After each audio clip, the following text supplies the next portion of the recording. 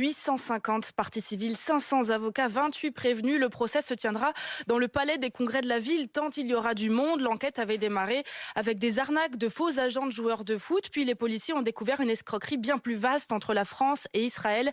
1200 personnes arnaquées qui pensaient acheter des diamants ou des crypto-monnaies. Le préjudice total est estimé à 28 millions d'euros. Lucille Pascanet, vous avez pu échanger avec l'une des victimes. En 2016, Victoire cherche un placement avantageux pour son épargne. Cette ancienne directrice de la fonction publique tombe sur une annonce intéressante, l'investissement dans des diamants. Un homme l'appelle pour lui proposer de se lancer. Ça semblait particulièrement fiable parce que les diamants étaient calibrés.